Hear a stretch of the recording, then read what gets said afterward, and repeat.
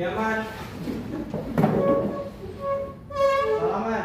Assalamualaikum warahmatullahi wabarakatuh. Sebelum kita belajar, terlebih dahulu marilah kita berdoa. Berdoa dimulai. Bismillah.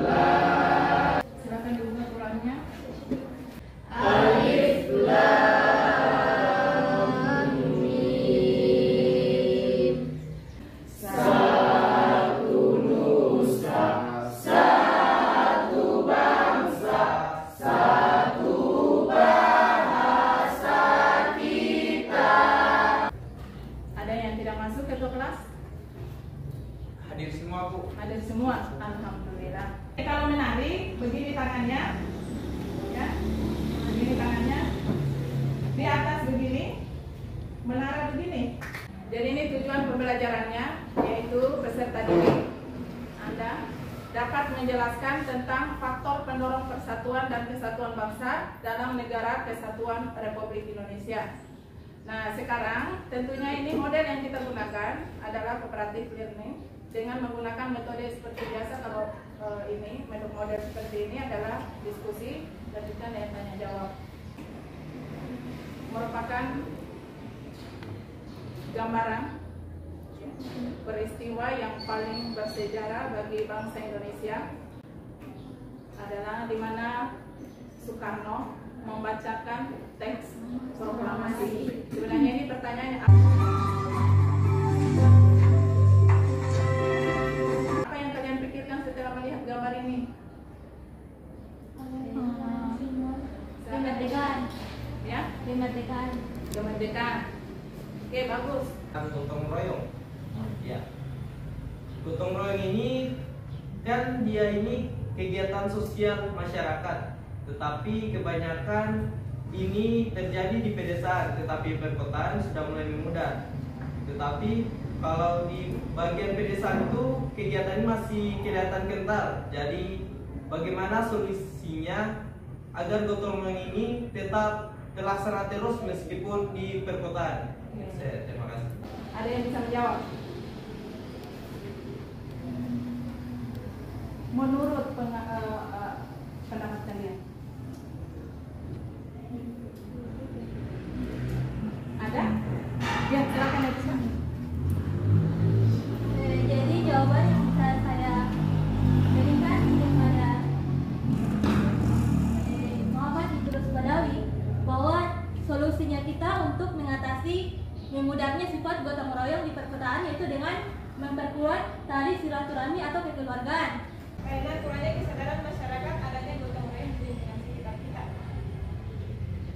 Menumbuhkan rasa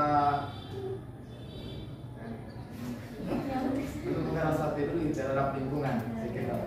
Ya, dari 3 jawaban tadi saya kira betul. Tadi silaturahmi, kepedulian, kemudian kesadaran.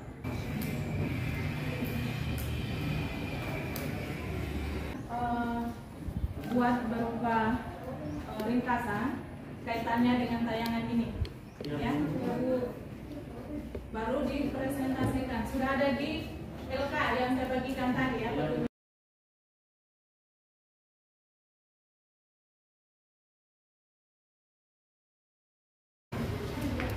Bismillahirrahmanirrahim. Assalamualaikum warahmatullahi wabarakatuh. Waalaikumsalam warahmatullahi wabarakatuh.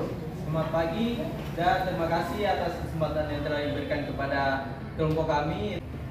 Hasil diskusi kami setelah menonton video tadi yaitu kecintaan terhadap tanah air ditunjukkan dalam berbagai cara oleh masyarakat Indonesia. Ada yang berjuang mengharumkan nama bangsa di tingkat dunia dalam.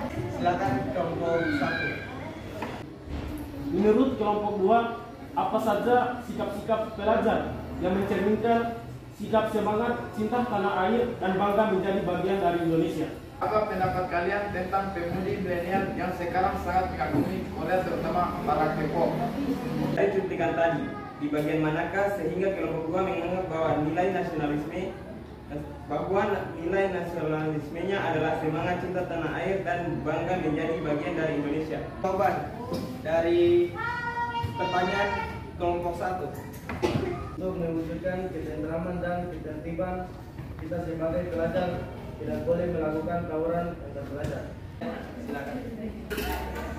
Baik, saya ingin menyangka jawaban dari kelompok 2.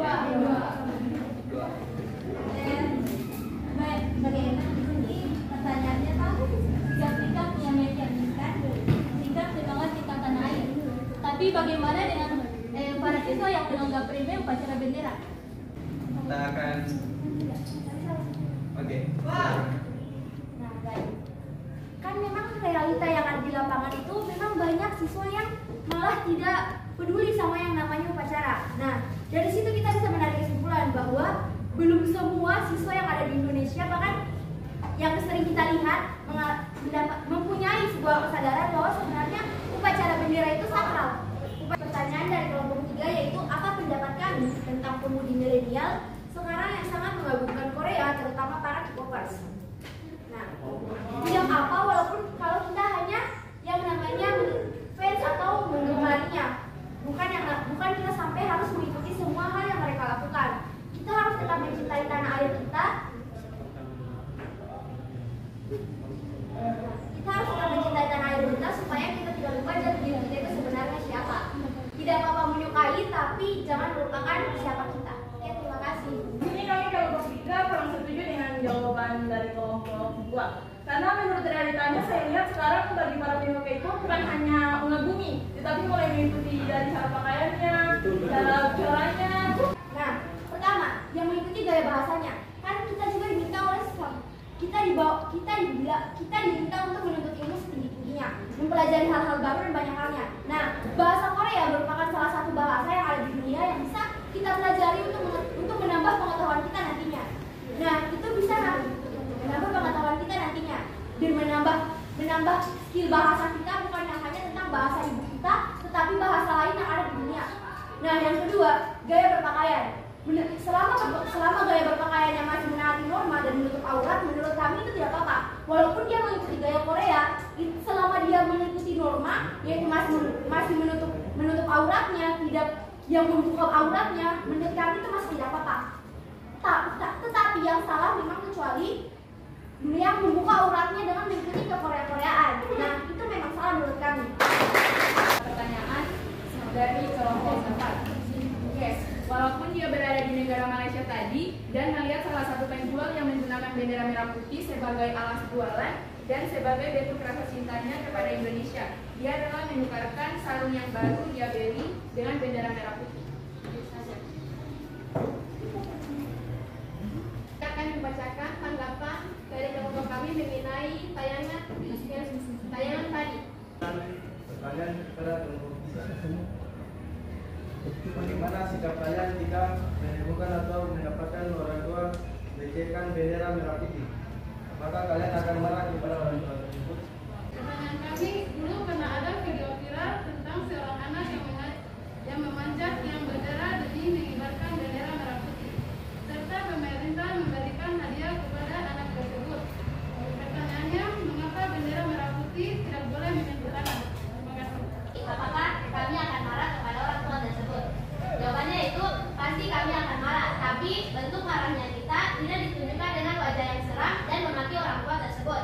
Tetapi bentuk marahnya kita ditunjukkan dengan sikap langsung memberikan pemahaman kepada orang tua tersebut untuk lebih menghargai bendera merah putih. Bagaimana kalau orang tua tersebut belum sadar? Makanya itu kita akan memberikan pengetahuan kepada orang tua tersebut bahwa ini bukan tentang umur, bukan berarti umur yang lebih tua dia lebih dewasa. Kita akan memberi pemahaman lebih dalam kepada orang tua tersebut bahwa tidak wajar sebuah bendera merah putih dijatuhkan apalagi di lingkungan seperti ini. Kenapa bendera merah putih tidak boleh menyentuh tanah? Karena apabila bendera merah putih jatuh dan menyentuh tanah, itu menunjukkan sikap yang tidak formal terhadap bendera kebangsaan. Terima kasih atas pertanyaan dari kelompok 2 dan kelompok 4.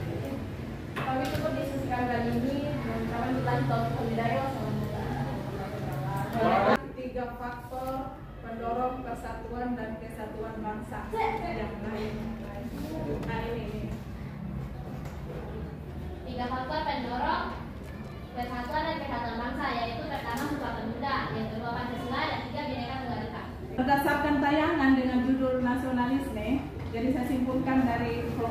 sampai kelompok 4 tadi, maka kita sebagai warga negara, khususnya sebagai siswa, kita harus mempunyai semangat nasionalisme. Apa itu nasionalisme? Nasionalisme itu adalah paham tentang kebangsaan. Bagaimana kita bisa mencintai tanah air kita. Ya, salah satunya tadi menghargai simbol negara, yaitu bendera merah putih. Kemudian yang kedua adalah rasa toleransi yang tinggi. Jadi dengan cara yang baik, ya, memberikan pemahaman kepada orang tua tadi, ya, bahwa ini adalah bendera pusaka Indonesia. Kemudian yang ketiga adalah kesadaran. Ini juga yang paling penting. Tadi sudah dipertanyakan bagaimana memberikan pemahaman kepada sebagian masyarakat yang tidak menghargai bendera merah putih. Ini kaitannya dengan tayangan video tadi, ya. Tadi sudah dijawab. Walaupun mungkin yang menegur atau memberikan masukan ini adalah umur di bawah kita, tapi setidaknya kita harus menyadari bahwa kita ini merupakan bagian dari NKRI. Selanjutnya adalah rela berkorban. Tadi ada pengalaman video tadi adalah seorang anak membeli sarung. Dari hasil jerih payahnya dia menjual, kemudian menukarkan sarung tersebut kepada orang tua tadi yang yang memegang bendera tadi, ya. Mungkin saya ambil satu kutipan surah Al-Imran 103 dan berpegang teguhlah dia tidak memiliki agama Allah dan tidak bercerai-berai. Untuk pertemuan berikutnya masih materi yang sama, tetapi kalau ini pendorong, maka yang berikutnya adalah faktor penghambat persatuan dan kesatuan bangsa. Adapun sumbernya itu bisa ada di internet.